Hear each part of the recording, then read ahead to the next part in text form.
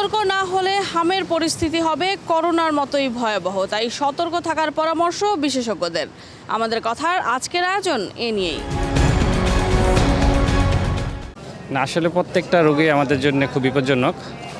সেক্ষেত্রে করোনার জন্য যেভাবে আমরা প্রোটেকশন নিয়েছি, হামের বিষয়ে সেভাবে জনসাধারণের সচেতনতা ওইভাবে হয়নি এখনও। তবে আশা করা যায় মানুষকে বোঝাতে পারলে সঠিকটা, সেক্ষেত্রে একটু ভালো।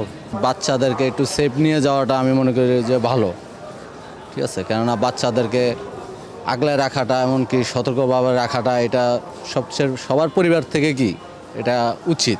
আমরা যদি তাদের খেয়াল না রাখি সব কিছুর থেকে, তাহলে কি এটা হতে পারে। ডাক্তারের কাছ থেকে পরামর্শটা এটা নেওয়াটা ভালো। স্বাস্থ্যবিধি মানার তো কোনো বিকল্প নেই। বিশেষজ্ঞ ডাক্তার, আমরা সাধারণ যারা নাগরিক রয়েছে তাদের থেকে ওনারা অনেক ভালো বোঝেন। যেহেতু ওনারা বিশেষজ্ঞ, ওনাদের যে পরামর্শ সেটা অবশ্যই মানা উচিত।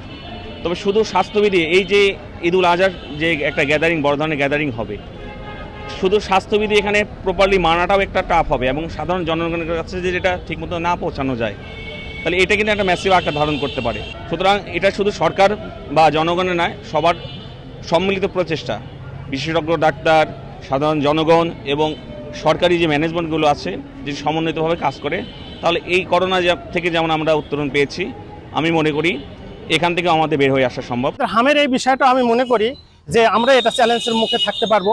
আমাদের যে ধরনের টিকাগুলি আছে, স্বাস্থ্য কর্মী থেকে শুরু করে সচেতন মহলকে বলবো যে এইগুলি যেন আমরা আরও সচেতন হই এবং আমাদের এই ছোঁয়াচে রোগ থেকে যেন আমরা ছোট শিশুদেরকে বাঁচাতে পারি। এই স্বাস্থ্য নিয়ে যে অবহেলা, এটা ক্ষমার অযোগ্য। একজন সাধারণ মানুষ হিসেবে এটা মনে করি। এই যে এতগুলো শিশুকে আমরা হারিয়েছি, যারা জাতির নেতৃত্ব দিতে পারতো, অনেক কিছু হতে পারতো, কিন্তু সেই সম্ভাবনাগুলোকে আমরা মেরে ফেলেছি। আমাদের কথার আজকের আয়োজন এ পর্যন্তই।